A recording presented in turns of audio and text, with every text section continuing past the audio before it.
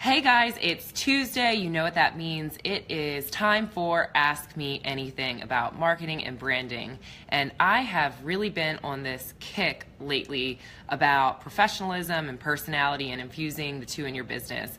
And I have to say, I am seeing some amazing social ads lately. I cannot ignore them. They're so great. And the reason that I want to talk about it this week is because many of you are small businesses or independent business owners. And using Facebook advertising and Instagram advertising are some of the most affordable and effective options for you to promote your business.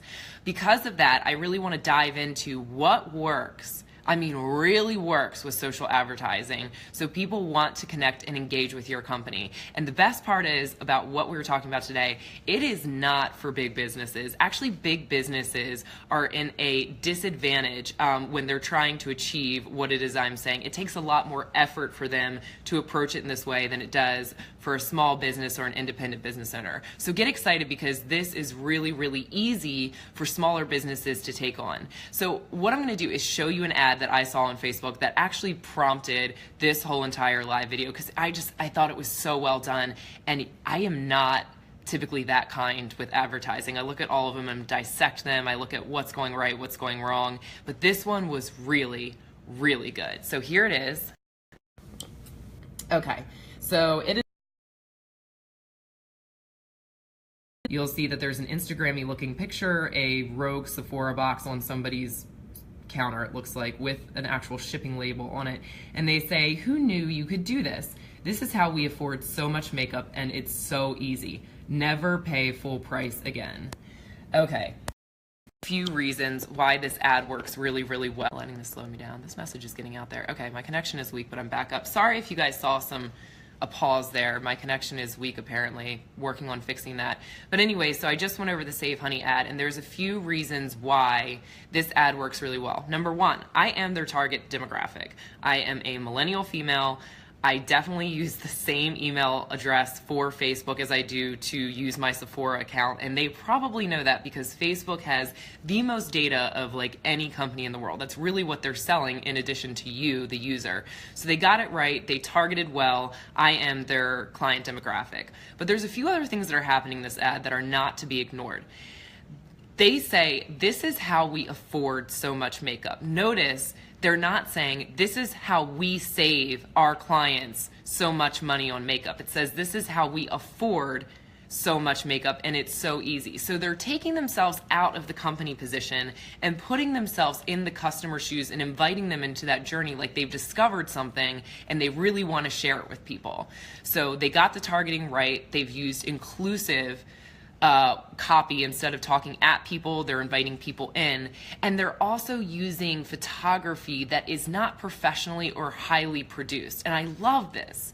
I love this. That picture of that girl looks like an Instagram post you would see from one of your friends, and that box on the counter is so believable that it's just sitting in somebody's kitchen with the shipping label still on it. I was scrolling through my feed and I thought one of my friends posted it, so I paused for a moment. It didn't look like this highly produced, glossy, beautiful ad. And pay attention to that, because people know when they're about to get marketed to, and using professional and highly produced photography is not always in your best interest, because it just screams that I'm trying to sell you something.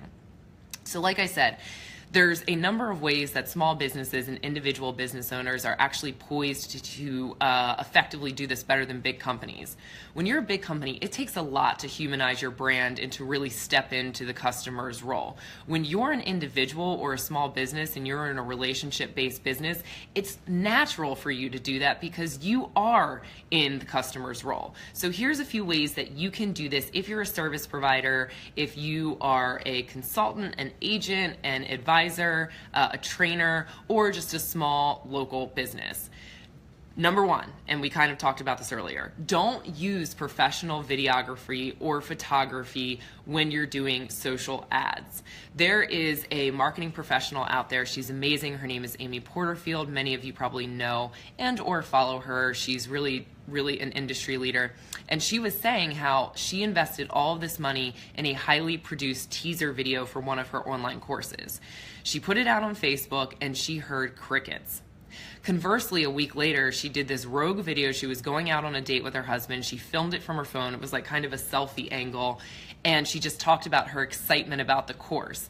It went nuts. People loved it. They thought they were really on the inside track of something. And that's great. People love being on the inside of something and like to know or think that they have a viewpoint of something that others don't see. So use that to your advantage.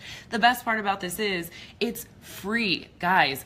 Having really organic advertising and using your phone and shooting it in that way actually saves you a ton of money. You don't have to spend thousands of dollars for a video crew. Now, I put this disclaimer on it. When you're talking about videos and headshots for your actual social profiles and or for your website, that is where you want to invest money in getting it professionally done. This is your brand, it's your professional appearance. It is definitely a investment you want to make. If you're in the product business, make sure that on your website and your catalogs, on your online store, you have high quality photos so people can observe and really see what they're buying into. Okay, so the second part is invite people behind the scenes. I'll give you an example from my real life.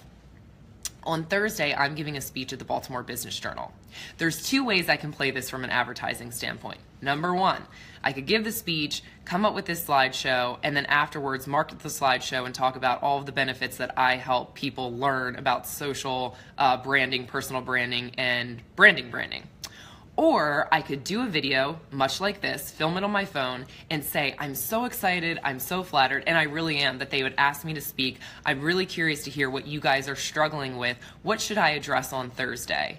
It is peeling back the curtain, allowing people to step in and see that you're a human and your business is on a growth trajectory, and you're allowing them to get excited about that trajectory and making them feel like they're a part of the journey versus the fact that you're just up here, unrelatable, talking at them about features and benefits. Like, nobody gets excited about that. But excitement is transferable, it's kinetic, it is, it's really magnetic. Like, people want to feel it. So allow people to see your genuine excitement about your business wins.